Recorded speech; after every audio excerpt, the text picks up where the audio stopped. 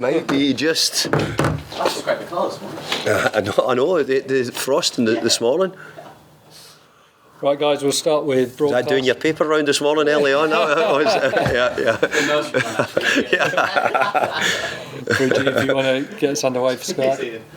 David, good to see you. Is it the same squad as before in terms of teams? Yeah, it's roughly the same squad. The only news we've got is that Gianluca Scamacca's got 2 weeks rehabilitation on his knee at the moment, which is going to keep him out for a couple of weeks. We'll need to see how it is going forward. If we don't think it needs surgery at the moment, but we just need to see how the next 2 weeks go. It's potentially a great game tomorrow. It could be a really exciting one. I just look at the signings you've made and the signings Newcastle made last season before, like bedding in, Shah, Bruno Guimaraes. Then I look at the players you've got now, Lucas Paqueta. Is that an example of you need time for these good players from other countries to bed in? Well, I think Newcastle, for example, and I'm not an expert on them, but I looked at the form that Almiron's in and Joe Linton and people like that who'd been at the club for such a long time, and obviously since Eddie's come in, they've been playing ever so well, coupled with the other players they brought in as well. So I think sometimes it does take players time to settle in, and you get a bit of momentum, it improves your confidence, your form. Newcastle have certainly done that, and I have to say for the last 2 or 3 years we've been doing it as well. We've had some really good signings who've done very, very well, and hopefully we can do it again. Looking at Paqueta, are you excited about how far he could go? Because it was a real target when you watched him last year in the Europa League. I just watched him on Saturday, Sunday. I thought this guy could be really special.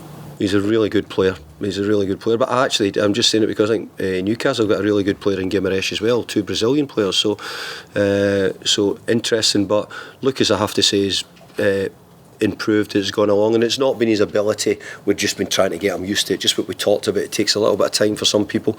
We're still looking for more creativity, things which really lead to goals or chances. So hopefully we can add that to his already good performances. I know how much Europe means to you, and rightly so. But with the takeover and what Eddie Howe's done there, it's another club, isn't it, going forward? Just how difficult this league is getting. There's no such thing really as a big six anymore in terms of teams you see in the top six and the likes of Newcastle now. That makes me smile now, because I look at it and I think to myself, no, look how well Brighton are doing and Brentford are doing and Fulham have done this year. So you look at it last couple of years, West Ham, we've been right in amongst the top teams. So everybody's having a real go, and I don't think there's any guarantee that because you do well one season it means that you're necessarily going to do well the next season. There's a couple of clubs, us probably in particular, who we would look at in that situation. So I do think that there's a really, really competitive Premier League, and it'd be very difficult to judge, how it would work out next year as well, because I think that a lot of the teams will look to improve, but you just never know how it works out. It's been a funny old season with the World Cup as well, but when West Ham players have, when they read about must-win games, the Everton game, the Forest game, Southampton was considered must-win. They've stepped up, haven't they? They've won the game. Yeah. The players have done what I expected. I expect them to do it, because I actually think we've got big characters, we've got good players, and they've done exactly what we wanted. But obviously, what we wanted is to be much higher in the league. Now we need to move on. Now we need to sort of get ourselves moving, start to look a bit higher up, be positive on every game we go into. It was a really important victory for us against Southampton, as you said there, and makes us in a position where now it's up to us to try and stay away from the bottom end of the league. What was the main reasons, do you think? Injuries was a big part of this season, wasn't it? Or certain signings not gelling just yet? Yeah, a bit of that. Yeah, injuries, maybe a bigger turnover than maybe I would have liked if I look back at it. Trying to, lost Mark Noble, for example, which was a big loss on many ways. But overall, I think just bringing in the players, and then also it's getting the players who've been so good for the last 2.5, 3 years to keep at that level. Realise that this is what you need to do. If you're going to be successful, you have to keep it up. You can't sort of just do it one season and not the other. You have to continue at it all the time. With injuries, you always have to worry about who you're putting in. But have you got a bit of a nice decision to make tomorrow with Antonio or Ings, knowing you're playing again at the weekend? I've got decisions in quite a few positions. You know, I really have. We've got competition for places. I'm hoping that the competition will add something to the players who start in the team. You know, get that jersey, and we'll give you it, but you're not going to keep hold of it too long if you're not coming up with the goods. So let's hope we can keep that full squad fit and healthy if we can. It's because what you said earlier is we've really struggled at the early part of the season through injuries and people being out. Finally, when you came off the pitch at full time, you heard the news of Brendan Rodgers leaving Leicester. Then Sunday night, Graham Potter has left Chelsea. What was your reaction to that news? Well, I replied to the Brendan Rodgers thing, which I thought was, I was really disappointed for Brendan. But I'm exactly the same for Graham Potter, because I think that both are very good managers, and I'm sure both of them will be back in the game. I don't think they'll be out overly long. But sadly, in the industry we're in, it can happen, and we're all aware of it. And I think what you discussed earlier was the competition levels in the Premier League could mean that it could be somebody next year who surprises you, who could be in trouble. And it looks like we're having quite a lot of changes at the moment, which is disappointing. It's interesting though, because soon after people write articles, he was out of his depth, but I'm sure they said the same about Arteta, but he got time, and now look at Arsenal. I mean, do managers need a bit of time, especially when there's been such a turnaround? Well, I think the managers always want to say that. We're reluctant to say it because actually in football you don't really get given time. And we know that you have to win. But let's be fair, no, you media boys drive most of it. You know, every time a manager's in trouble, you're quite often pushing it. So that's the way it is. But we're in that industry and we all accept it. Thanks, David. Thank you. Charlotte. David, you mentioned it earlier, but whenever you have had a must-win game, like against Everton, Southampton at the weekend, your team have come out on top. How does that make you feel, knowing you've got a group of players who have come out on top, who does push you more? Well, who's saying it was a must-win game? From the outside, potentially. Well, look, there you go. So what we said is we've treated all the games as we would do. We treat every game as a must-win game, whether it had been last season when we were going for the top end of the league, or whether it's this season we're trying to get away from the bottom end. They're all must-win. That's what it feels like to be the manager and to be the players. But I do understand your point that, obviously we've not been in a strong position, and actually getting out of trouble has been really important. So I think the players know and understand exactly the position we're in, know and understand the job we have to try and do.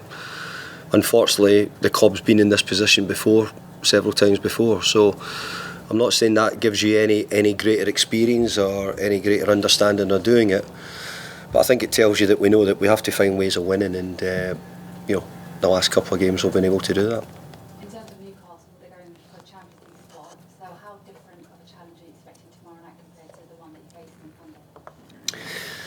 Sunday? Probably about this time last year we had just maybe dropped out the Champions League race this time last year, because the European games had caught up. Newcastle have not had any European games this season, so they've been able to completely focus on their league games or their cup games, domestic cup games. I think the time you get into European games, then it becomes a different ball game, and you have different scenarios, which we've had. So, but they're doing a really good job, Newcastle. You mentioned Bruno Guimaraes earlier on. I mean, he was superb against Manchester United at the weekend. How important do you think it is going to be tomorrow night to try and stop his influence in the middle of the park? Well, that's one player I mentioned, but I think they've got a lot of players. I mentioned earlier how the form of maybe like an Almiron or a Joe Linton, how they've changed, and the players they've brought in, and the performances of how their two centre halves are doing at Newcastle. They don't concede many goals, so there's a lot of good things about them. But people were talking about us this way a year or so ago, maybe a bit longer. So I know what it's like. It's good. You have to try and build on it, and keep it going, and it'll be interesting to see how Newcastle do it in the years to come. One final one for me. Nayef scored the winner on Sunday, but he hasn't started so many games as Kurt Zouma next to him because of injuries. How important do you think their partnership is to your team and keeping clean sheets? Yeah. How important will it be? Yeah. I think it's really important for us going forward that we keep them fit and we keep them playing together as we can. But it's like anything else, we have to make sure they get to know each other. That we've not had as much work together. Even in international break, for example, we didn't have Nayef here because he was away with Morocco. So there isn't that many periods we've had where we could say, we could have days and days of work where we could get them getting used to each other. but they're both very good players, both international players, and it's really important that we keep them together and playing well. Javi, BBC. Hi David. Hugely important win against Southampton. How's that galvanised the squad in the last couple of days? I think what it's done is it's given us a feeling that, look, when it's come to some of the crunch games, we've been able to win. I think more importantly, our home form in the main has been okay. So we're taking confidence from that. But yeah, it was a really good win. I was just going to say your home form has been pretty good. The away form though is still just 6 points. Yeah, this season. no, And is that a concern going into the back end of the season? It's a huge concern. Our away form's nowhere like our form that we've shown over the last few years. Nothing like it. Nothing like our performances, nothing like our resilience and toughness we've shown in a lot of away games over the last few years. So it's obviously something which we have to attempt or find a way of doing better. Does it add extra pressure going into games like this? Of course it does, because it means that your home games are becoming vital.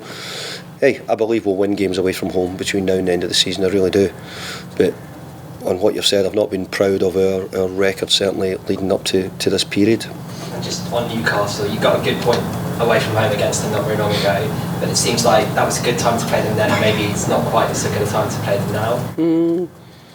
I don't know, it's a difficult thing to work out when good times or bad times to play teams, I think Newcastle have been pretty good for most of the season, I really do. I don't think they've really had a spell where I think they've fallen off it. I know they had a couple of games where they didn't get any results, but look, we've got to be ready, and we know we're in for a big game. Okay, cameras off then if we could please guys, and we'll move on.